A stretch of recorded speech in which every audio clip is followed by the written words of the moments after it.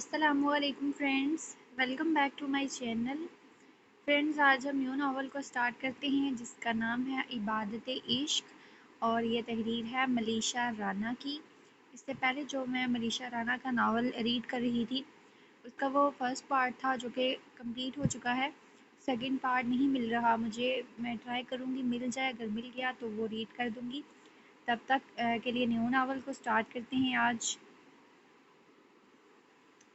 सुबह के 7 बजे का वक्त था जब अपने सरहाने पर अलार्म की घंटी बजने से वो नींद से जागी थी, जिसे उसने कंफर्टर से सिर्फ हाथ निकाल कर उसे लंबा किया। अलार्म को बंद करने के बाद कंफर्टर को अपने वजूद से फेंकने के अंदाज में अलग किया और फिर खुलकर मुस्कुराने लगी। ये खुशी एक अनोखी खुशी थी जो उसे अपने पसंदीदा काम करने से हमेशा हासिल होती थी। आज भी वो अपने दिल की सुनते वही काम करने का इरादा किए हुए थी। वो जानती थी कि इतनी जल्दी तो जाग नहीं पाएगी वो, तभी उसने अलार्म सेट किया। वो अब जब वो नींद से उठ गई थी तो एक लंबी सांस हवा के सपुर्द करते वो अंगड़ाई लेती हुई अपनी पैरों को ज़मीन से नीचे उतार कर बगैर स्लीपर पहने वार्डरोब तक गई। सुर्ख टॉप के साथ ब्लैक जीन्स निकाले उसने, ब्लैक ही छोटा सा ब्राई नाम का बारीक सा स्टॉलर निकाला और उसे बेड पर रखते कपड़े लिए बाथरूम में घुस गई। ठीक 15 मिनट बाद उसने अपने गीले बालों को टॉवल में कैद किए कमरे में कदम रखा था। सुर्ख रंग हमेशा से ही उस पर बहुत जचता, मगर आज तो कुछ ज़्यादा प्यारी लग रही थी। वो उसके चेहरे पे मौजूद खुशी उसके हुस्न को तरोताज़ा दिखा रही थी। ड्रेसिंग टेबल के सामने आके टॉवल से अपने बालों को आज़ाद करने के बाद उसने हेयर ड्रायर से अपने बालों को खुश्क किया और फिर उनकी ऊनी पौनी करने के बाद हल्का सा मेकअप और वहाँ से रेड हाई हील निकाल कर उसे पैरों में पहनती दुपट्टा बेड से उठाकर गले में स्कार्फ की तरह डालकर वो अपने कमरे से बाहर निकल गई। तब तक घड़ी 8 का हिंसा दिखाने लगी थी। अपने कमरे से निकलकर उसका रुख कुछ फासले पर मौजूद कमरे की तरफ था जहाँ पहनते ही उसने दरवाजे को नॉक किया। परी, जल्दी उठो, कितना सोती हो यार तुम, अब जागो नींद से मेरी स्लीपिंग ब्यूटी, हमें बहुत देर हो रही है। यार जानती हो ना तुम कि अगर हम जल्दी जाएंगे तो ही रात होने से पहले वापस घर आ जाएंगे। अब चलो अब यार, दरवाज़ा खोलो। ये लड़की ना जानबूझ के अंदर से दरवाज़ा लॉक करके सोती है ताकि मैं उसे उठा ना सकूं, लेकिन मैं भी तुम्हारी ही बहन हूँ। परिशे मैडम, दरवाज़ा खोलो अभी। अरीशा परिशे को पुकारते हुए ज़ोर से दरवाजे को ठोकरें मारने लगी। जिससे परेशान होते वो उठना ही था उसे। अब इतने शोर में भला वो कैसे सो सकता है। तौबा है अर्शी, उठ गई हूँ, अब हो जाओ खामोश। खुद तो पता नहीं क्यों नींद नहीं आती, दूसरों का भी सोना हराम किया हुआ है। कुछ देर बाद हड़बड़ाहट में बेड से गिरते पड़ते दरवाजे तक पहुंचने के बाद उसे खोलते अपनी जमाई रोकते हुए मुंह बनाए परीशा रीशा से बोली, जो कि अब उसे आंखों में डेरे शरारत लिए देख रही थी। हाँ तो क्या आपको ये एहसान तो किया है नहीं तुमने मुझ पर, या दुखी रूह वाला चेहरा बनाने के बजाय तुम जाओ तैयार भी हो जाओ, तब तक मैं नाश्ता कर लूँ। परिशी का गाल खींचकर उसे तैयार होने का कहती अरीशा वहाँ से पलट कर नीचे लाउंज की जानिब चल पड़ी, जबकि परिशा अब खुद भी तैयार होने लगी। अभी अरीशा अपने बाबा के साथ बैठकर नाश्ता करने में मसरूफ़ थी कि इतने में परिशा भी उससे तैयार होकर उन्हीं के पास आ गई और अपनी कुर्सी खींचकर बैठती अपनी प्लेट में ऑमलेट के साथ बैठ के स्लाइस रखे वो नाश्ता करने लगी। बाबा, उसे तो रात को जगा कर रखना चाहिए, वरना अगर एक मरतबा ये सो गए तो दोबारा उसे उठाना तकरीबन नामुमकिन काम है। बस कर दो अर्शी, उठ गई हूँ ना तो शिकायतें लगानी बंद करो। और तुम तो ऐसे बिहेव कर रही हो जैसे पता नहीं ऐसा कौन सा ज़रूरी काम करने जा रही हो। अरीशा का हमीद साहब के सामने परिचय का जिक्र उसे मजीद बुरा लगा, तभी वो संजीदगी से मुंह बनाए बोली, परी ये बहुत ज़रूरी काम ही है मेरे लिए, जिससे NGO को बाबा ट्यूशन देते हैं, उनके साथ हम जाकर जगह जगह वो को सिखाएंगे कि हाथों को साफ रखना, साफ सुथरा रहना, सॉरी परी ये बहुत ज़रूरी काम है मेरे लिए, जिस NGO को बाबा डोनेशन देते हैं उनके साथ हम जाकर जगह जगह सिखाएंगे कि हाथों को साफ रखना, साफ सुथरा रहना और बहुत सी बातें यार, इस तरह पाकिस्तान के लिए तंदुरुस्त रहेंगे, डैट सफाई निस्फ़ ईमान है। अरीशा पुरजोश से हंसते हुए परिश्य को समझाने लगी थी और उसे यूं बोलते देख जहां हमीद साहब का फ़ख्र से सीना चौड़ा हुआ, वहीं पर ईशा का मज़ीद मुँह सूज गया। अर्शी तुम पागल हो, बिल्कुल पता है तुम्हें नहीं पता। थैंक यू बताने के लिए यार। अब बस करो, कितना खाओगी? ओके बाबा, bye and love you. Arisha खुद खड़ी होती, ज़बरदस्ती उसे खींचकर अरीशा को भी खड़ा करती, उसे अपने साथ लेकर घर से निकल गई और हमीद साहब मोहब्बत भरी नज़रों से उन दोनों को जाता देख रहे थे। माशाल्लाह मेरी प्यारी बेटियां, ऐसा तो लगता ही नहीं है ये दोनों कज़नें हैं, सगी बहनें नहीं। कितनी मोहब्बत है इनकी आपस में। बस मेरे परवरदिगार हमेशा इन दोनों में यूं ही मोहब्बत कायम रखना। घर से उन दोनों के निकलने के बाद हमीद साहब ने दिल से दुआ की और खुद भी अपने कमरे में जाकर ऑफिस जाने के लिए तैयार हो गए। जैसे ही वो आई तो ड्राइवर ने उन्हें देखकर गाड़ी स्टार्ट कर दी और फिर उन दोनों के बैठते ही वो गाड़ी लिए सफ़र के लिए रवाना हो गया। वो तेज़ी से अपनी मंजिल तय कर रहे थे जब अचानक से रास्ते में पेट्रोल पंप पर ईशा ने तेज़ी से बोलते गाड़ी रुकवा ली। अब क्या हो गया अर्शी, अब क्या लेट नहीं हो रही तुम्हें? पर यहाँ हम इस गाड़ी में नहीं, उस गाड़ी में जाएंगे, चलो उतरो। अरीशा को गाड़ी से उतरने का हुक्म देते अरीशा अपने सामने खड़े एक लड़के जिसकी पीठ उनकी तरफ थी उसकी तरफ दौड़ पड़ी और मजीद उसके करीब होते हुए पीछे से जाकर अरीशा ने उसे अपने गले लगा लिया। अरमान कैसे हो तुम? अरीशा तुम आ गई, कितनी लेट कर दी यार, कब से मैं यहाँ खड़ा था, देखो मेरा रंग भी अब इस धूप की वजह से काला हो गया है। अरीशा को बाजू से पकड़कर उसे अपने सामने खड़ा करते अरमान उसे शिकवा करने लगा। ओह मेरा बेबी, सॉरी ना, ये सब इस परी की गलती है, बहुत चुस्त लड़की है ये, और कोई बात नहीं मेरी जान, मुझे तो तुम काले रंग में भी कबूल हो। अरीशा अरमान के गाल खींचते हुए बोली। वहीं अरीशा के अरमान के साथ ऐसे हरकतें देख अरीशा अजीब सी नज़रों से उन्हें देख रही थी, क्योंकि परीक्षा भी अरमान को पसंद करती थी लेकिन परीक्षा को वो भी कभी मिल नहीं सकता था। वजह वो वाकिफ थी कि अरीशा और अरमान एक दूसरे से मोहब्बत करते हैं।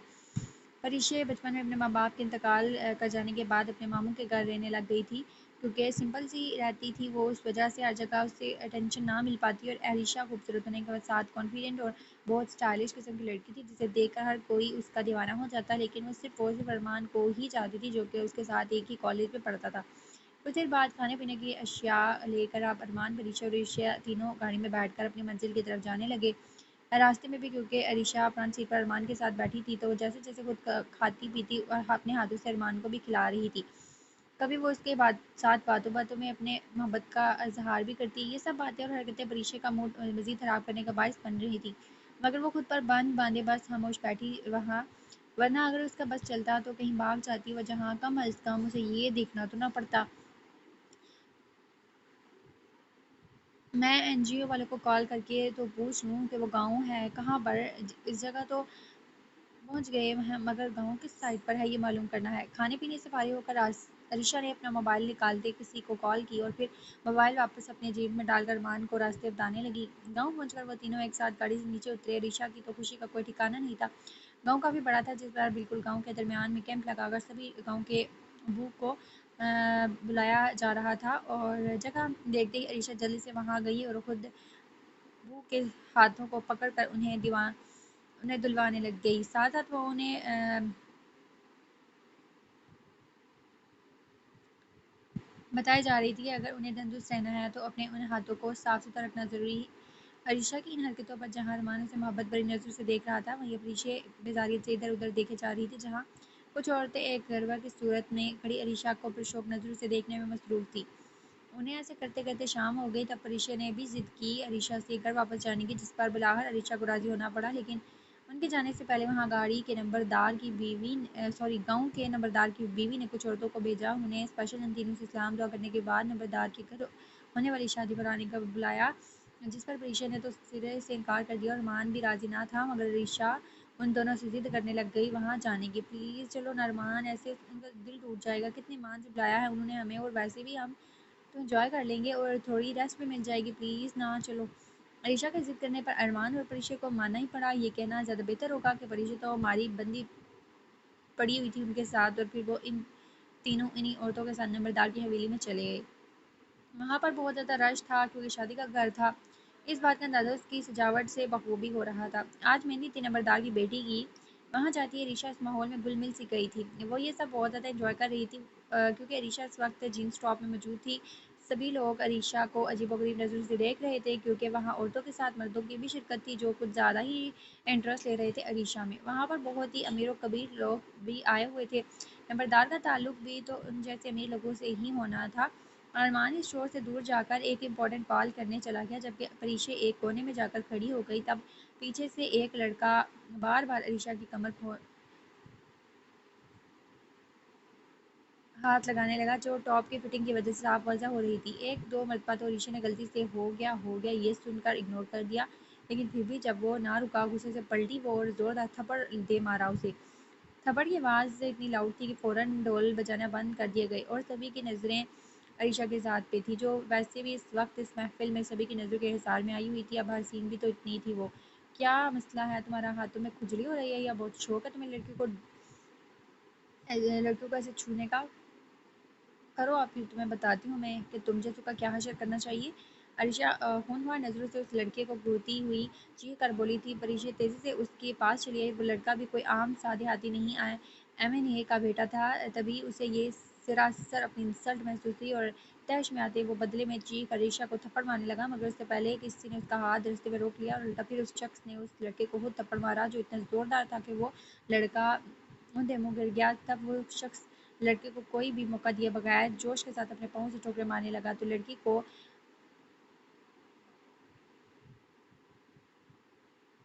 बोल पड़ी, साले तेरी तो। अपनी बेहद भारी जूतों से वो शख्स उस लड़के को बेदर्दी से मारे जा रहा था। कुछ ही देर में वो लड़का अपना दिफा करने के बावजूद भी खून से लथपथ हो गया, लेकिन वहाँ मौजूद किसी एक फर्द की भी हिम्मत नहीं हुई उस शख्स को रोकने की।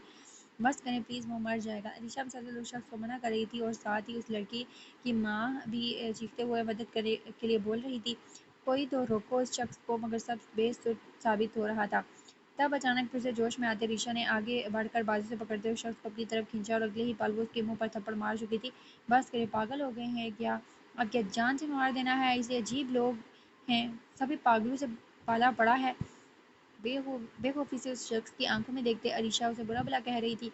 वहीं जब अरीशा ने उस शख्स को थप्पड़ मारा तो वहां पर मौजूद सभी लोग खौफजदा हो गए और आपस में सरगोशा करने शुरू हो गए। ये कितनी पागल लड़की है, क्या कर दिया इसने? अल्लाह अल्लाह, अली को थप्पड़ मार दिया इसने। बस भाई, ये तो अब हो गई नहीं बनने वाली ये।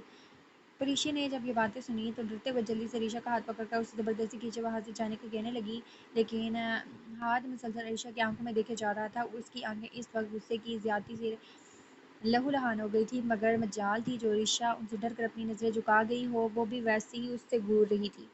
जैसे तैसे परीशा के खींचने पर अरीशा वहाँ से चली गई और तब वो लड़का हाथ की नज़रों से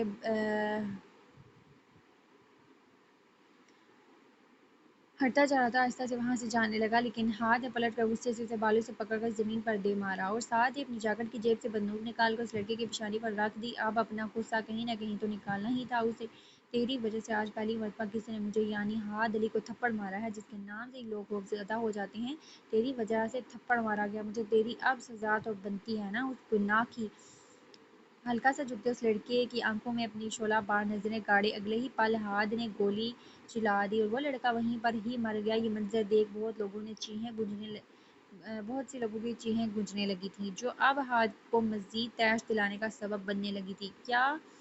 हाँ, क्या यहाँ कोई तमाशा चल रहा है जो एंजॉय कर रहे हो? जाए, रुक कर, इतने ही डर लग रहा है तो क्या कर रहे हो इधर? और तो ढोल बजा यार, शादी का गाना, इतना सन्नाटा किस बात का?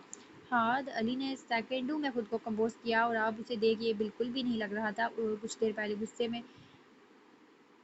गुस्सा भी हुआ होगा या किसी को कत्ल किया होगा उसने। यूं ही ढोल को एंजॉय करता वो आहिस्ता आहिस्ता हवेली के दारी दरवाजे की जानिब बढ़ने लगा। कुड़ी की आवाज़ बाहर खड़ी रिशा को भी सुनाई दी थी, लेकिन उसने सोचा कि शादी जो है इसलिए वो गोलियां चला रही होंगी, क्योंकि रिशा के तो वह मगमान में भी नहीं था कि कोई किसी को इतनी सी छोटी सी बात पर जान से मार सकता है।